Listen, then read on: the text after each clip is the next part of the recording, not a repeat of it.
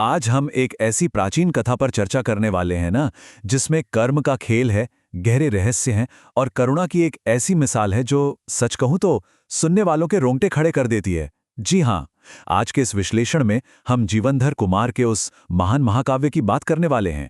ये कथा हमें जिंदगी के उतार चढ़ाव और प्रारब्ध का एक ऐसा नज़ारा दिखाती है जो आज के इस दौर में भी उतना ही सटीक और असरदार है। इस कहानी का विस्तार इतना बड़ा है और इसमें छुपे लाइफ लेसन्स इतने कमाल के हैं कि बस क्या कहें। तो बिना किसी देरी के चलिए इस अद्भुत सफर की शुरुआत करते हैं। अब जरा इस बारे में सोचिए, आखिर कैसे एक राजकुमार जिसका जन्म किसी आलीशान महल में नहीं बल्कि एक शमशान घाट की राख के बीच हुआ हो, वो आगे चलकर इतिहास के सबसे महान नायकों में से एक बन जाता है ना? बिल्कुल हैरान करने वाली बात। इस सवाल का जवाब जानने के लिए हमें सदियों पुरानी एक कहानी के अंदर छुपी एक और कहानी को समझना होगा, क्योंकि ये सिर्फ एक मामूली कथा नहीं है बल्कि हमारे कर्मों का चक्र कैसे काम करता है उसका एक बेहद अनूठा उदाहरण है। पहला हिस्सा, भगवान महावीर का समावसरना और विपुलाचल पर्वत। तो कहानी शुरू होती है विपुलाचल पर्वत से। वहां के शांत और पवित्र वातावरण में भगवान महावीर की दिव्य सभा लगी हुई है और उसी भरी सभा में बैठे हैं राजा श्रेणिक। वो अचानक गौतम स्वामी से पूछते हैं, प्रभु, मैंने अभी रास्ते में एक अकेले मुनिराज के दर्शन किए, आखिर ये हैं कौन? इनके पीछे की कथा क्या है? अब आप देखिए, यही वो एक अकेला सवाल था जिसने जीवनधर कुमार की इस महान गाथा की नींव रखी। इसी के जवाब में गौतम स्वामी ने राजापुरी नगरी के राजा सत्येंद्र और उनके बेटे की पूरी कहानी सुनाना शुरू किया। मतलब जरा सोचिए, अगर उस दिन राजा श्रेणिक ने यह सवाल पूछा ही ना होता तो शायद ये अद्भुत कथा हम तक कभी पहुंचती ही नहीं। दूसरा हिस्सा, लक्कड़हारे की अद्भुत कहानी और कर्मों का उलझा हुआ खेल। ये हिस्सा सच में दिमाग घुमा देने वाला है। एक आम सा लक्कड़हारा कैसे उसका पूरा जीवन पलट जाता है, चलिए देखते हैं। एक दिन क्या हुआ, एक अमीर आदमी ने थूक कर उस बेचारे का घोर अपमान किया। उसी वक्त उस लक्कड़हारे ने अपने अपमान का बदला लेने की ठान ली, लेकिन फिर उसने एक बड़ा दिलचस्प कदम उठाया। उसने एक मुनिराज से शरद पूर्णिमा के दिन ब्रह्मचार्य और शुद्धि का एक छोटा सा नियम ले लिया। अब चमत्कार देखिए, सिर्फ इस एक नियम के पुण्य से आने वाले 5 सालों के अंदर वो अपनी बुद्धि और लगन के दम पर राजा सत्येंद्र का प्रधानमंत्री बन गया। परंतु ठीक 10 साल बाद उस व्यक्ति के अंदर की बदले की आग और सत्ता के लालच ने उसे पूरी तरह अंधा कर दिया। उसने उसी राजा सत्येंद्र के साथ धोखा किया जिसने उसे इतना बड़ा दर्जा दिया था और राजगद्दी छीन ली। ये पूरा घटनाक्रम हमें दिखाता है कि जब धार्मिक नियम और बदले की आग एक साथ टकराते हैं ना, तो परिणाम कितने भयानक हो सकते हैं। तीसरा हिस्सा, शमशान घाट में राजकुमार का जन्म। जब महल में यह धोखा हुआ ना, तो महारानी विजया ने अपनी और अपने आने वाले बच्चे की जान बचाने के लिए एक विमान में उड़ान भरी।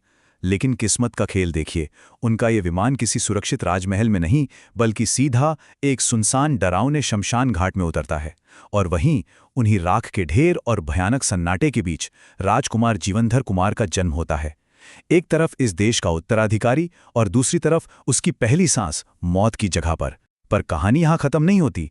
ठीक उसी वक्त उसी शमशान में एक सेठ यानी एक व्यापारी अपने मृत बच्चे को दफनाने आता है। वहीं उसे ये दिव्य राजकुमार मिलता है और वो बिना किसी हिचकिचाहट के उस नवजात बच्चे को अपना लेता है। मतलब जीवन और मृत्यु का ऐसा आश्चर्यजनक संगम शायद ही आपने कहीं और सुना हो। तो अब स्थिति कुछ ऐसी थी कि किस्मत ने जीवनधर को 2 बिल्कुल अलग पहचान दे दी थी। बाहरी दुनिया की नज़रों में वो सिर्फ एक साधारण सेठ और उनकी पत्नी सुनंदा के बेटे हैं, लेकिन असल वास्तविकता क्या है? वो राजा सत्येंद्र और महारानी विजया के वैध उत्तराधिकारी हैं। उनकी रगों में एक महान राजवंश का खून दौड़ रहा है। पर सबसे बड़ा सच तो ये है कि खुद जीवनधर को इस बात की रत्ती भर भी खबर नहीं है कि उनका असली वजूद और आने वाला भविष्य आखिर कितना विशाल है। चौथा हिस्सा, शिक्षा, एक बड़ा रहस्य और गुरु दक्षिणा का नया मोड़। आगे बढ़ते हैं। एक दिन क्या होता है, एक साधारण सा दिखने वाला काम बिल्कुल चमत्कारिक बन जाता है। जीवनधर ने बड़े ही भाव और श्रद्धा के साथ आर्यनंदी नामक एक मुनिराज को एक लड्डू भेंट किया। अब ये मुनिराज पिछले जन्म में या कहीं पहले एक विद्याधर राजा थे और उन्हें आंखों का एक ऐसा भयानक रोग था जिसका कोई इलाज काम नहीं कर रहा था। लेकिन जैसे ही उन्होंने उस छोटे बच्चे के हाथ से वो पवित्र भेंट खाई, उनका वो असाध्य रोग चमत्कारिक ढंग से ठीक हो गया। मुनिराज तुरंत समझ गए कि भाई ये कोई साधारण बच्चा नहीं हो सकता, इसके कर्म बेहद शुद्ध और महान हैं। इस उपकार के बदले मुनिराज ने गुप्त रूप से, बिल्कुल छुपकर, करीब 5-6 साल तक जीवनधर को उनके ही घर में सभी राजसी विद्याएं सिखाईं। सोचो, एक साधारण व्यापारी के आंगन में कल का महान राजा तैयार हो रहा था। लेकिन पढ़ाई पूरी होने के बाद जो हुआ ना, उसने सब कुछ बदल कर रख दिया। गुरु दक्षिणा के वक्त आर्य नंदी सबसे पहले उस बड़े रहस्य पर से पर्दा उठाते हैं। वो बताते हैं कि जीवनधर असल में एक राजकुमार हैं और उनका राज्य छीना गया है। मगर इसके ठीक बाद गुरु एक बेहद कठोर वचन मांग लेते हैं। वो मांगते हैं 1 साल तक अहिंसा का नियम और दुश्मन के खिलाफ किसी भी तरह का युद्ध ना करने का संकल्प।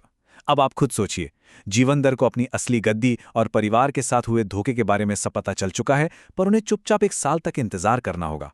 ये हिस्सा हमें बहुत खूबसूरती से सिखाता है कि बहादुरी के साथ साथ जीवन में संयम और अनुशासन की कितनी ज्यादा आवश्यकता होती है। 5वां और आखिरी हिस्सा, करुणा का पथ और नमोकार मंत्र की शक्ति। कहानी का ये मोड़ सच में दिल छू लेने वाला है। नगर में कुछ कट्टर और निर्दयी लोग अपना कोई यज्ञ कर रहे थे। तभी वहां एक बेचारा भूखा कुत्ता आ गया और उसने अनजाने में उस पवित्र सामग्री को छू लिया। बस फिर क्या था, उस भीड़ पर जैसे खून सवार हो गया। उन्होंने निर्दयता की सारी हदें पार कर दीं और उस मासूम जानवर को बुरी तरह पीट पीट कर अधमरा कर दिया। ठीक उसी वक्त वहां जीवनधार अपने दोस्तों के साथ गुजर रहे थे। जब उन्होंने उस कुत्ते की ऐसी भयानक हालत देखी तो उन्हें तुरंत समझ आ गया कि अब बात हाथ से निकल चुकी है। किसी भी औषधि या इलाज से अब इस जानवर का शरीर ठीक नहीं किया जा सकता था। शारीरिक रूप से इसे बचाना अब पूरी तरह असंभव था। लेकिन दोस्तों, जब शरीर हार मान लेता है ना, तभी आत्मा की शांति का मार्ग आगे आता है। जीवनधर ने उस मृत्यु की कगार पर खड़े तड़पते हुए कुत्ते को देखा और पूरी करुणा से भरकर उसके कानों में पवित्र नमोकार मंत्र पढ़ना शुरू किया। ये जो मंत्र है ना, ये दुनिया में शांति और परम करुणा का सबसे श्रेष्ठ प्रतीक है। और आप जानते हैं इसका नतीजा क्या हुआ? इस मंत्र के उच्चारण से उस घोर पीड़ा में तड़पते जानवर को न सिर्फ मानसिक शांति मिली, बल्कि उसने अपने प्राण त्याग कर अगला जन्म एक दिव्य रूप में लिया। ये पूरी घटना इस बात पर ध्यान खींचती है कि सच्ची कृपा, एक कंपैशन, सिर्फ शारीरिक इलाज तक सीमित नहीं होती, बल्कि वो किसी आत्मा को सद्गति प्रदान करने की भी ताकत रखती है। तो चलते चलते इस बात पर थोड़ा विचार जरूर कीजिएगा। अगर करुणा से भरा एक छोटा सा निष्काम काम, किसी भी जीव के लिए की गई अंत समय की प्रार्थना एक आत्मा की पूरी नियति बदल कर रख सकती है, तो हमारे रोजमर्रा के जीवन में किए गए साधारण कर्म हमारे आसपास की दुनिया पर आखिर कितना बड़ा असर डालते होंगे। हमारी एक छोटी सी अच्छी नियत और बढ़ाए गए छोटे छोटे कदम, सोचिए, मिलकर कितना बड़ा बदलाव ला सकते हैं।